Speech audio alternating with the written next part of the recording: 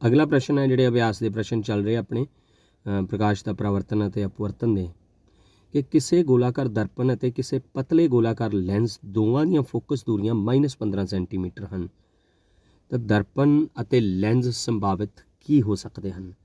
ਦੋਵੇਂ ਅਵਤਲ, ਦੋਨੇ ਉੱਤਲ, ਦਰਪਣ ਅਵਤਲ ਅਤੇ ਉੱਤਲ ਲੈਂਸ, ਇਹ ਦਰਪਣ ਉੱਤਲ ਅਤੇ ਲੈਂਸ ਅਵਤਲ। ਤਾਂ ਇਹਦੇ 'ਚੋਂ ਦੋਨੇ ਅਵਤਲ ਹੋ ਸਕਦੇ ਆ,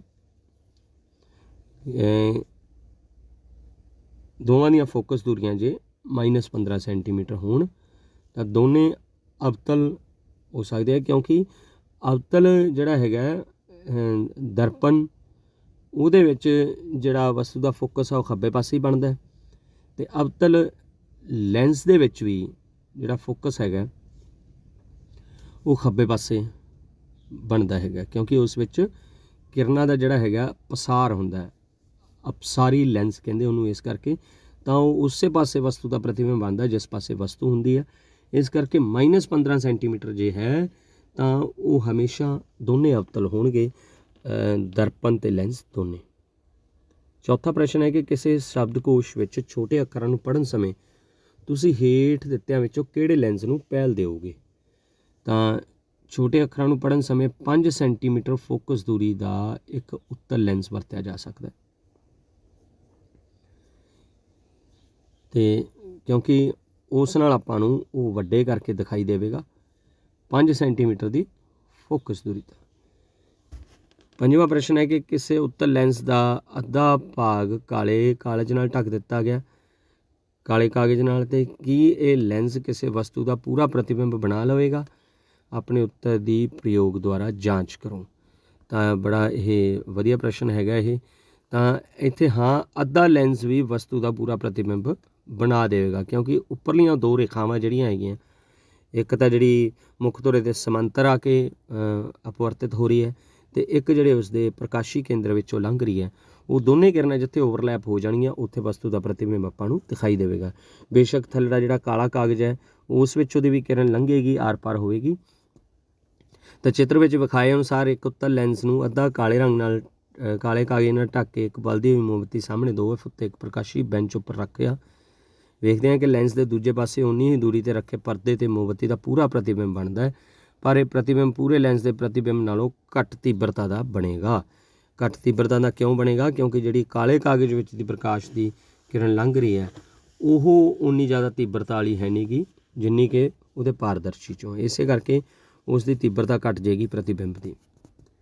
6ਵਾਂ ਪ੍ਰਸ਼ਨ ਫਿਰ ਨੁਮੈਰੀਕਲ ਆ ਗਿਆ ਕਿ 5 ਸੈਂਟੀਮੀਟਰ ਲੰਬੀ ਵਸਤੂ ਨੂੰ 10 ਸੈਂਟੀਮੀਟਰ ਫੋਕਸ ਦੂਰੀ ਦੇ ਕਿਸੇ ਅਭਿਸਾਰੀ ਲੈਂਸ ਤੋਂ 25 ਸੈਂਟੀਮੀਟਰ ਦੂਰੀ 'ਤੇ ਰੱਖਿਆ ਗਿਆ ਹੈ, ਤਾਂ ਪ੍ਰਕਾਸ਼ ਕਿਰਨ ਰੇਖਾ ਚਿੱਤਰ ਖਿੱਚ ਕੇ ਬਣਨ ਵਾਲੇ ਪ੍ਰਤੀਬਿੰਬ ਦੀ ਸਥਿਤੀ, ਆਕਾਰ ਅਤੇ ਪ੍ਰਕਿਰਤੀ ਪਤਾ ਕਰਨੀ ਹੈ।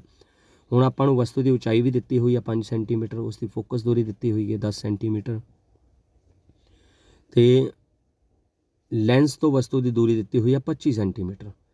ਵਸਤੂ ਦੀ ਦੂਰੀ ਵੀ ਕਿਉਂਕਿ ਆਪਾਂ ਇੱਥੇ ਅਭਿਸਾਰੀ ਲੈਂਸ ਦੀ ਗੱਲ ਕਰ ਰਹੇ ਹਾਂ, ਅਭਿਸਾਰੀ ਲੈਂਸ ਜਿਹੜਾ ਹੈਗਾ ਉਹ ਉੱਤਲ ਲੈਂਸ ਹੁੰਦਾ ਹੈ, ਜਦ ਕਿ ਅਵਤਲ ਲੈਂਸ ਅਪਸਾਰੀ ਲੈਂਸ ਹੁੰਦਾ ਹੈ। ਅਭਿਸਾਰੀ ਇਹਨੂੰ ਕਿਉਂ ਕਹਿੰਦੇ ਆ? ਕਿਉਂਕਿ ਇਹ ਕਿਰਨਾਂ ਨੂੰ ਇੱਕ ਥਾਂ 'ਤੇ ਕੇਂਦਰਿਤ ਕਰ ਦਿੰਦਾ ਦੂਜੇ ਪਾਸੇ। ਤਾਂ ਇਹਦੇ ਵਿੱਚ ਤੁਸੀਂ ਦੇਖ ਹੀ ਸਕਦੇ ਹਾਂ ਕਿ ਵਸਤੂ ਦੀ ਲੰਬਾਈ H = 5 ਸੈਂਟੀਮੀਟਰ ਹੈ, ਤਾਂ ਅਭਿਸਾਰੀ ਜਾਂ ਉੱਤਲ ਲੈਂਸ ਦੀ ਫੋਕਸ ਦੂਰੀ ਜਿਹੜੀ ਹੈ ਪਲੱਸ ਦਾ 10 ਸੈਂਟੀਮੀਟਰ ਹੈ, ਕਿਉਂਕਿ ਦਰਪਣ ਦੇ ਦੂਜੇ ਪਾਸੇ ਪ੍ਰਤੀਬਿੰਬ ਬਣ ਰਿਹਾ ਹੈਗਾ, ਪਲੱਸ ਵਾਲੇ ਪਾਸੇ ਫੋਕਸ ਦੂਰੀ ਪਲੱਸ 10 ਸੈਂਟੀਮੀਟਰ ਹੈ। ਵਸਤੂ ਦੀ ਦੂਰੀ ਜਿਹੜੀ ਕਿ ਲੈਂਸ ਦੇ ਖੱਬੇ ਪਾਸੇ ਰੱਖੀ ਹੋਈ ਸੀਗੀ ਉਹ -25 ਸੈਂਟੀਮੀਟਰ ਹੈ। ਤਾਂ ਫਾਰਮੂਲਾ ਆਪਾਂ ਲੈਂਸ ਫਾਰਮੂਲਾ ਲਾਵਾਂਗੇ, 1/F = 1/V - 1/U। ਆਪਣੇ ਕੋਲ F ਵੀ ਹੈਗਾ, U ਵੀ ਹੈਗਾ। F ਅਤੇ U ਦੀਆਂ ਵੈਲਿਊਜ਼ ਭਰ ਕੇ ਆਪਣੇ ਕੋਲ V ਦਾ ਮੁੱਲ ਆ ਜਾਏਗਾ ਪਲੱਸ ਦਾ 16.67 ਪਲੱਸ 16.67 ਸੈਂਟੀਮੀਟਰ। ਤਾਂ ਪ੍ਰਤੀਬਿੰਬ ਦੀ ਦੂਰੀ ਧਨਾਤਮਕ ਹੈ, ਇਸ ਲਈ ਪ੍ਰਤੀਬਿੰਬ ਲੈਂਸ ਦੇ ਦੂਜੇ ਪਾਸੇ ਵਾਸਤਵਿਕ ਅਤੇ ਉਲਟਾ ਬਣੇਗਾ। ਅਤੇ ਹੁਣ ਵੱਡ ਦਰਸ਼ਨ ਜੇ ਆਪਾਂ ਪਤਾ ਕਰਨਾ, ਆਪਣੇ ਕੋਲ ਵਸਤੂ ਦੀ ਜਿਹੜੀ ਉਸ ਦੀ ਲੰਬਾਈ ਦਿੱਤੀ ਹੋਈ ਹੈ 5 ਸੈਂਟੀਮੀਟਰ, ਉਹ ਭਰ ਦਾਂਗੇ, ਅਤੇ V/U ਦਾ ਮੁੱਲ ਵੀ ਭਰ ਦਾਂਗੇ ਆਪਾਂ। ਤਾਂ ਉਹ ਭਰ ਕੇ ਆਪਣੇ ਕੋਲ ਜਿਹੜੀ ਪ੍ਰਤੀਬਿੰਬ ਦੀ ਉਚਾਈ ਆ ਗਈ -3.3 ਸੈਂਟੀਮੀਟਰ। ਮਾਈਨਸ ਦਾ ਭਾਵ ਹੈ ਪ੍ਰਤੀਬਿੰਬ ਉਲਟਾ ਬਣੇਗਾ। ਤਾਂ ਇਸ ਤਰ੍ਹਾਂ ਆਪਣੇ ਕੋਲ ਇਹ ਜਿਹੜਾ ਹੱਲ ਹੋਵੇਗਾ। ਇਸੇ ਤਰ੍ਹਾਂ 7ਵਾਂ ਨੁਮੈਰੀਕਲ ਹੈ कि 15 सेंटीमीटर फोकस दूरी का कोई अवतल लेंस किसी वस्तु का प्रतिबिंब लेंस तो 10 सेंटीमीटर दूरी उत्ते बनाता है। फोकस दूरी भी दिती है तो प्रतिबिंब की लेंस तो दूरी भी दिती है, तो वस्तु लेंस तो कितनी दूरी पर स्थित है ये आप किरण रेखा चित्र बना के भी पता कर सकते हैं। फोकस दूरी -15 सेंटीमीटर, प्रतिबिंब की दूरी भी -10 सेंटीमीटर है, क्योंकि अवतल लेंस के ਜਿਹੜਾ ਸਾਹਮਣੇ प्रतिबिंब ਉਸੇ ਪਾਸੇ ਬਣੇਗਾ जिस पासे वस्तु है। तो ਆਪਾਂ वस्तु की दूरी पता करनी हैगी है, लेंस फार्मूला लावांगे, लेंस फार्मूले नाल U अपने को आ जाएगा -30 सेंटीमीटर। तो इस तरह अगला होर नमेरिकल है कि उस लेंस की फोकस दूरी ज्ञात करो जिस की शक्ति -2.0 D है। ये किस प्रकार का लेंस है? लेंस की शक्ति P भाव है -2 डायोप्टर है। फोकस दूरी F आप पता करनी, आप जानते हैं P बराबर 1/F होंगी है। P च मुल भर देंगे आप 1/F की जगह F उधर लै जाएंगे तो 1/P कर देंगे, तो 1/-2 करके अपने को फोकस दूरी आ गई -0.5 मीटर। तो फोकस दूरी जी है ऋणात्मक है, तो इसलिए ये अवतल लेंस है। हुण इस पार्ट के कुछ वाधू प्रश्न है, अपवर्तन के संबंध में प्रश्न अपने को आए नहीं सीगे, तो हुण आए है। तो आप पहला उसके नूमैरिकल कर ले, तुसीं लैक्चर दोबारा देख के इस पार्ट को समझ के दोबारा भी देख सकते हैं उस लैक्चर को रिवाइंड करके। प्रकाश का अपवर्तन की हुंदा है कि जदों कोई प्रकाश की किरण एक माध्यम तो किसी दूजे माध्यम में जाती है तो अपने राह तो मुड़ जाती है, इसनूं प्रकाश का आप अपवर्तन कहने हैं। जिवें कि सूरज दीयां किरणां उत्तर लेंस चों आपां लंघाउने आ तो वह मुड़ के एक कागज़ ते केंद्रित हो जांदियां सारियां, मुड़ के पहलां तो सीधियां आ रहीआं हुंदियां लेंस तक, लेंस के राही उन्हां च मोड़ आ जाता है, मतलब एक माध्यम ने उस किरण नूं मोड़ दिता, उस नूं आपां प्रकाश का अपवर्तन कहने हैं। भाव जदों प्रकाश की किरण एक माध्यम तो किसी दूजे माध्यम में जाती है, पहला माध्यम की सीगी हवा जिस चों प्रकाश दीयां किरणां आ रहीआं, दूजा माध्यम की सी उत्तर लेंस, वो कच का माध्यम सीगा, तो वो अपने राह तो मुड़ जाती है, इसनूं प्रकाश का अपवर्तन कहने हैं। ਇਹਦੇ भी दो नियम है। पहला नियम तो ਇਹਦਾ ਇਹ ਕਹਿੰਦਾ है कि प्रकाश के किसी निश्चित रंग ਅਤੇ निश्चित माध्यम के जोड़े ਲਈ ਆਪਾਤੀ ਕੋਣ ਦਾ ਸਾਈਨ ਅਤੇ अपवर्तन ਕੋਣ ਦਾ ਸਾਈਨ उसका अनुपात हमेशा स्थिर ਹੁੰਦਾ है। इस ਨੂੰ ਆਪਾਂ ਸਨੈਲ ਦਾ ਨਿਯਮ भी कह ਦਿੰਦੇ ਹਾਂ। कई बार पेपर 'ਚ 1 नंबर ਦਾ आ ਜਾਂਦਾ कि ਸਨੈਲ ਦਾ ਨਿਯਮ लिखो, तो ਉਹਦੇ 'ਚ ਤੁਸੀਂ ਆਹੀ ਲਿਖ ਸਕਦੇ हैं कि प्रकाश के किसी निश्चित रंग ਅਤੇ निश्चित माध्यम के जोड़े ਲਈ ਆਪਾਤੀ ਕੋਣ ਦੇ ਸਾਈਨ ਅਤੇ अपवर्तन ਕੋਣ ਦੇ ਸਾਈਨ ਦਾ ਅਨੁਪਾਤ ਹਮੇਸ਼ਾ ਸਥਿਰ ਰਹਿੰਦਾ, ਜਿਹਨੂੰ ਸਨੈਲ ਦਾ ਨਿਯਮ ਕਹਿੰਦੇ ਆ। ਇਹਨੂੰ ਆਪਾਂ ਲਿਖਦੇ ਕਿਵੇਂ ਆ? ਸਾਈਨ I ਬਟਾ ਸਾਈਨ R ਬਰਾਬਰ ਸਥਿਰ ਅੰਕ।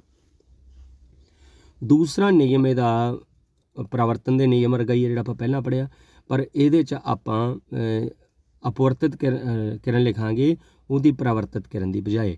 ਭਾਵ ਆਪਤਿਤ किरण ਦਰਪਣ ਦੇ ਆਪਤਨ ਬਿੰਦੂ ਉੱਪਰ ਲੰਬ ਅਤੇ अपवर्तित किरण ਸਾਰੇ ਇੱਕ ਤਲ ਵਿੱਚ ਹੁੰਦੇ ਹਨ। ਤਾਂ ਇਹ ਪ੍ਰਕਾਸ਼ ਦੇ ਅਪਵਰਤਨ ਦੇ ਨਿਯਮ ਹੈ। ਤੀਸਰਾ ਪ੍ਰਸ਼ਨ ਹੈ ਕਿ ਅਪਵਰਤਨ ਅੰਕ ਕੀ ਹੁੰਦਾ ਹੈ? ਤਾਂ ਕਿਸੇ ਵੀ ਪਾਰਦਰਸ਼ੀ ਮਾਧਿਅਮ ਦਾ ਅਪਵਰਤਨ ਅੰਕ ਪ੍ਰਕਾਸ਼ ਦੀ ਖਲਾਅ ਵਿੱਚ ਚਾਲ ਅਤੇ ਮਾਧਿਅਮ ਵਿੱਚ ਚਾਲ ਦਾ ਅਨੁਪਾਤ ਹੁੰਦਾ ਹੈ। ਖਲਾਅ ਦੇ ਵਿੱਚ ਚਾਲ ਆਪਾਂ ਪ੍ਰਕਾਸ਼ ਦੀ ਹਵਾ ਵਿੱਚ ਚਾਲ ਵੀ ਕਹਿ ਸਕਦੇ ਹਾਂ, ਕਿਉਂਕਿ ਖਲਾਅ ਅਤੇ ਹਵਾ ਦੋਨਾਂ ਦੀ ਚਾਲ ਇੱਕੋ ਜਿਹੀ ਹੁੰਦੀ ਹੈ ਪ੍ਰਕਾਸ਼ ਦੀ ਉਹਦੇ ਵਿੱਚ। ਤਾਂ ਅਪਵਰਤਨ ਅੰਕ ਨੂੰ ਆਪਾਂ ਰਿਪਰੈਜ਼ੈਂਟ ਕਿਵੇਂ ਕਰਦੇ, ਉਸ ਨੂੰ ਆਪਾਂ ਜਿਹੜਾ C/V ਦੇ ਨਾਲ ਆਪਾਂ ਉਹਨੂੰ ਲਿਖਦੇ ਹੈਗੇ ਹਾਂ। ਤਾਂ ਇਹਨੂੰ ਮਿਊ ਦੇ ਨਾਲ ਲਿਖਿਆ ਜਾਂਦਾ, ਭਾਵ U ਲਿਖ ਕੇ ਉਹਦੇ ਮੂਹਰੇ ਇੱਕ ਥੱਲੇ ਉਸਦੇ ਡੰਡੀ ਪਾ ਕੇ ਉਹਦਾ ਇੱਕ ਸਾਈਨ ਬਣਾਉਂਦੇ ਹੈਗੇ ਆ, U ਵਰਗਾ ਸਾਈਨ ਹੁੰਦਾ, ਉਹ ਅਪਵਰਤਨ ਅੰਕ ਹੈਗਾ। ਤਾਂ ਨਿਰਵਾਯੂ ਵਿੱਚ ਪ੍ਰਕਾਸ਼ ਦੀ ਚਾਲ C ਹੈ ਅਤੇ ਮਾਧਿਅਮ ਵਿੱਚ ਪ੍ਰਕਾਸ਼ ਦੀ ਚਾਲ V ਹੈ।